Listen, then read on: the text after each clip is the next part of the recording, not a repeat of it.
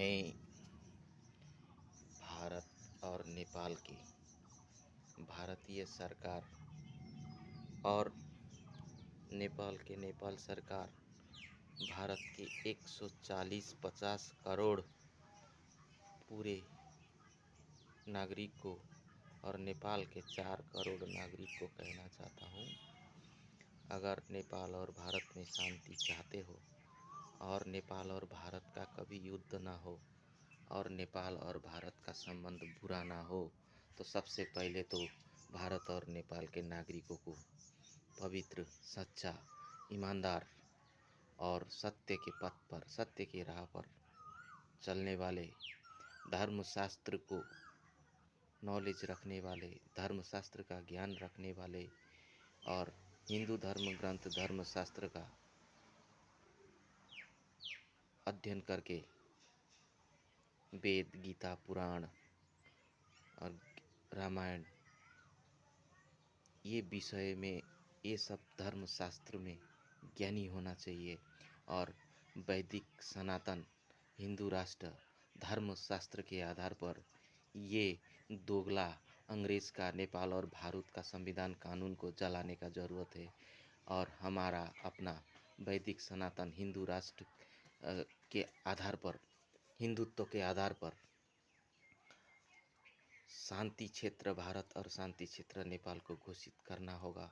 और नेपाल और भारत के दोनों नागरिक, नेपाल और भारत के दोनों सरकार पवित्र, शूरवीर, धर्म के रास्ता पे चलने वाले, धर्म ग्रंथ के आधार पर चलने वाले, वेद, पुराण, उपनिषद, रामायण, महाभारत को अपना जीवन का पथ बनाने वाले पवित्र और राजा हरिश्चंद्र जैसा लीडर, नेता हमारे नेपाल और भारत का होना चाहिए। और नागरिक भी सीधा साधा, ईमानदार, शूरवीर, सबल होना चाहिए। इसमें नेपाल और भारत और पूरे विश्व में शांति आ सकता है। और नेपाल और भारत के वजह से, अगर जिस दिन नेपाल और भारत के साथ युद्ध हुआ तो भारत के 1000 टुकड़े होंगे, ये तो तय है। भारत ये ना सोचे कि मेरे पास सुपर पावर है तो मैं छोटे मोटे गरीब देश नेपाल, सीधे साधे नेपाली और छोटा मोटा नेपाल को, नेपाल एक तांत्रिक ने बनाया हुआ देश है। ये बात भारत के संपूर्ण विद्वानों को भी पता है, धर्मगुरु को भी पता है, सबको पता है। तो नेपाल जिस दिन तबाह होगा उस दिन भारत भी शांति से जी नहीं पाएगा। ये बात भारत को अच्छी तरह से मालूम है। नेपाल के खिलाफ इंदिरा गांधी ने जो हरकत किया था उसका सज़ा इंदिरा गांधी को भुगतना पड़ा। राजीव गांधी ने जो नेपाल के साथ सुलूक किया था उसका एवज में राजीव गांधी ने भी भोगना पड़ा। अभी नरेंद्र मोदी सरकार को भी मैं सुझाव, सलाह, अनुरोध और चेतावनी देना चाहता हूँ। नरेंद्र मोदी भी अगर आध्यात्म का चोला ओढ़कर, हिंदुत्व का चोला ओढ़कर अभी अपना वोट पाने के लिए पैसा और पावर का बल पे जो राजनीति, गंदी राजनीति कर रहा है, ये राजनीति बंद करे। दिखावे के लिए अच्छा ना बने, अंदर से अच्छा बने, जो ऊपर वाले का हिसाब से अच्छा हो, जो भगवान के हिसाब से अच्छा हो। तो हमारा हिंदू राष्ट्र नेपाल और भारत हिंदुओं का देश है, भगवान का देश है, सचमुच में स्वर्ग है। दुनिया का उत्पत्ति नेपाल और भारत से ही हुआ था। और एक बात मैं कह देना चाहता हूँ, सच कड़वा होता है लेकिन सच सच ही होता है। भारत ये ना सोचे कि वो नेपाल से बड़ा है। भारत हमेशा ये सोचे सच्चाई के आधार पर, पवित्रता के आधार पर, धर्म के आधार पर। ऊपर वाले ने सृष्टि काल से ही नेपाल को बड़ा बनाया है। ऊंचे ऊंचे, दुनिया के ऊंचे पर्वत नेपाल को दे दिया गया। ऊंचा जमीन नेपाल का है, ऊंचे जगह में नेपाल के लोग रहते हैं। और भारत से कई हजार साल पहले नेपाल का उत्पत्ति हुआ है। भारत नाम का कोई चीज़ ही नहीं था, तब से नेपाल का उत्पत्ति हुआ है। ये बात भारतीय विद्वानों को भी अच्छी तरह से पता है। इसीलिए धर्मशास्त्र खोल के देखें, धर्मशास्त्र का अध्ययन करें, सच्चाई का अध्ययन करें, सच्चाई के आधार पर बोले। और मैं भारतीय सरकार और भारतीय विद्वानों को भी कहना चाहता हूँ,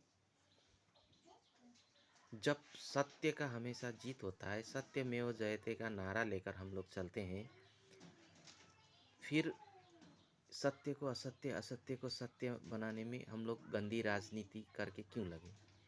ये अंग्रेज़ का कानून, ये जितने भी जो भारत का संविधान है, इसको भी ख़त्म करने का ज़रूरत है, जलाने का ज़रूरत है।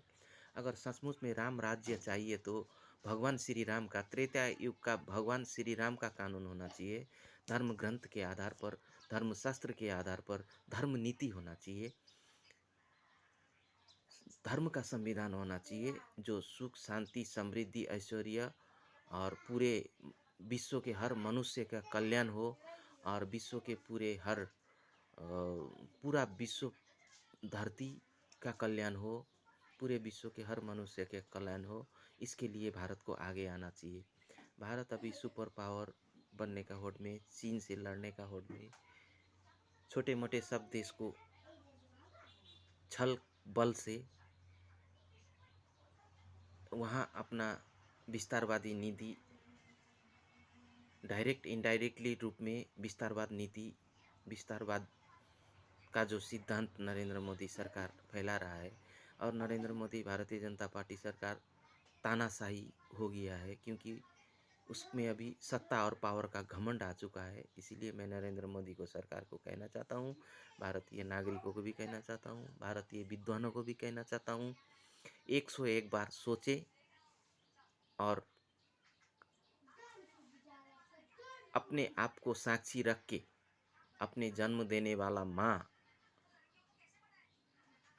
को साक्षी रख के, मातृभूमि को साक्षी रख के सच्चाई का रास्ता पे चलने का कोशिश करें। उदाहरण के तौर पर राजा हरिश्चंद्र, श्री कृष्ण, युधिष्ठिर, पांडव, 5 पांडव और राजा विक्रमादित्य जैसा ऐसा लीडर चाहिए, ऐसा विद्वान चाहिए देश में, ऐसा देश हमें चाहिए, क्योंकि ये वैदिक सनातन हिंदू राष्ट्र भारत है। और एक बात मैं बता दूं, अखंड भारत का जो नक्शा, अखंड भारत नाम का सच में कोई चीज़ नहीं है। ये भारत सरकार को भी मालूम है, भारतीय विद्वानों को भी मालूम है, जिसको शास्त्र का ज्ञान है, जो पृथ्वी का, धरती का उत्पत्ति से लेकर, पृथ्वी का उत्पत्ति से लेकर आज तक की जो इतिहास सच्चाई सच जानते हैं, जिसको जानकारी है, जो बड़े बड़े विद्वान, ये सिर्फ बड़े बड़े धर्मशास्त्र शास्त्री को ही पता है, जो शास्त्र का ज्ञान रखते हो। इसीलिए मैं कहता हूँ, स्कूल कॉलेजों में धर्मशास्त्र को पढ़ाना चाहिए, सच्चाई का शिक्षा हो। ये पश्चिमी जो वेस्टर्न एजुकेशन, इसको सब बंद करना चाहिए। दारू फैक्ट्री, शराब फैक्ट्री, गुटखा फैक्ट्री और जितने भी बुराई को जड़ से सबसे पहले अपने भारत देश से ख़त्म करना होगा, तब जाके भारत विश्व गुरु बन सकता है, भारत सुपर पावर बन सकता है। ये जो साइंस टेक्नोलॉजी को गलत इस्तेमाल करके डिजिटल सिस्टम को, आधुनिक प्रविधि को, जो डिजिटल सिस्टम है उसको बढ़ावा देकर देश को ऊपर ऊपर, जो बाहर से जो सिनेमा में दिखाई देता है सब कुछ अच्छा है, जो सिनेमा में बिल्डिंग बनाया जाता है, ऐसे ही भारत है। भारत देखने में बाहर से बहुत बड़ा और बहुत दिखता है, लेकिन भारत अंदर से खोखला है। ये बात भारतीय सरकार को भी मालूम है और भारतीय नागरिकों को भी मालूम है। उन नागरिकों को मालूम है जो विद्वान है, जो हर विषय का नॉलेज रखते हैं, उनको देश के भौगोलिक स्थिति के बारे में पता है। भारत देश को जिसने अंदर से देखा है, अंदर से जाना है, भारत अंदर से खोखला होते जा रहा है। इसलिए भारत में विकास और डेवलपमेंट के नाम पे विकास हुआ है तो एक ही चीज़ विकास हुआ है, बड़े बड़े कंक्रीट का बिल्डिंग बने हैं, चूहा का बिल जैसा चारों तरफ रास्ता बना है और प्रकृति को विध्वंस करके, नष्ट करके, हरे भरे जंगल पेड़ पौधे काट के भारत को दिन ब दिन डेजर्ट मरुभूमि बनाया जा रहा है, मरुस्थल बनाया जा रहा है, रेगिस्तान बनाया जा रहा है, बन रहा है।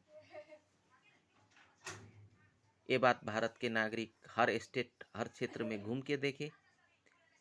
शुद्ध हवा नहीं है, ऑक्सीजन मिलना मुश्किल हो रहा है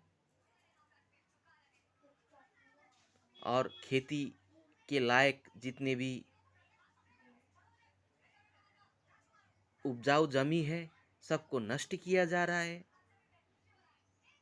दिन ब दिन जनसंख्या को बढ़ावा दे रहा है, पॉपुलेशन बढ़ रहा है, पोल्यूशन बढ़ रहा है।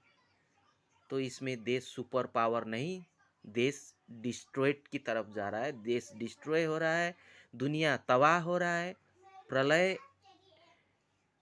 ऐसे ही तो आएगा। ये बात भारत सरकार को मालूम नहीं है क्या? भारतीय विद्वानों को मालूम नहीं है? आखिर भारत सरकार नरेंद्र मोदी करना क्या चाहता है? हाँ, पैसे वाले लोग, अमीर लोग, एक चीज वो लोगों का घमंड होता है और भारतीय सरकार को भी यही घमंड है, नरेंद्र मोदी सरकार को, भारतीय जनता पार्टी को, सरकार को। पैसा उनके पास है, पावर उनके पास है, बिल्डिंगें उनके पास है, तो वो लोग एसी के हवा में ऑक्सीजन खरीद के कुछ साल कुछ महीने जिंदा रह सकेंगे, जाए दुनिया, आम जनता जाए भाड़ में। यही सोच नरेंद्र मोदी सरकार, भारतीय जनता पार्टी सरकार के। इसलिए मैं नरेंद्र मोदी सरकार को भी सचेत करना चाहता हूँ कि सुधर जाओ, संभल जाओ, होश में आओ, हिटलर बनने का कोशिश मत करो।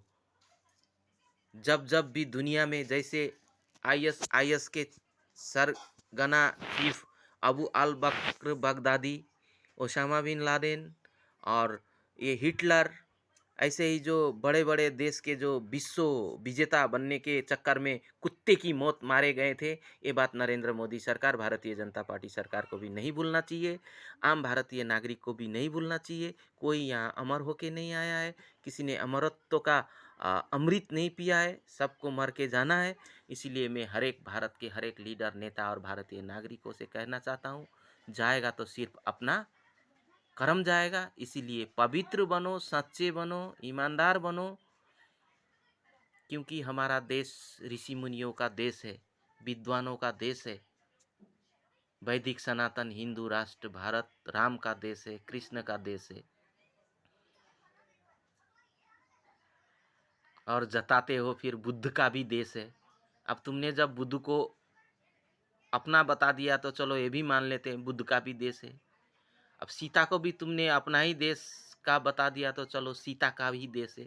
इतना कुछ होते हुए भी विनाश काले विपरीते बुद्धि, कलियुगी राम बनने का कोशिश नरेंद्र मोदी, भारतीय सरकार, भारत के विद्वान लोग क्यों कर रहे हैं? कलियुगी राम, राम ही बनने का शौक है, राम राज्य ही लाना है तो त्रेता युग का राम बनो, बनने का कोशिश करो, त्रेता युग का राम राज्य लाओ, झूठ का खेती क्यों करते हो? धन्यवाद। मेरा ये बात जिसको जिसको समझ में आ गया है कमेंट करे, लाइक करे, शेयर करे, ताकि भारत और नेपाल के जन जन तक भारतीय सरकार और नेपाल सरकार तक पहुँचे और उनके कानों और आँखों तक पहुँचे। और मेरे वीडियो को लाइक और शेयर करें और कमेंट ज़रूर करें। धन्यवाद। जय हिंद, जय हिंदू राष्ट्र, शांति क्षेत्र, वैदिक सनातन हिंदू राष्ट्र भारत। धन्यवाद। ओम शांति शांति शांति शांति।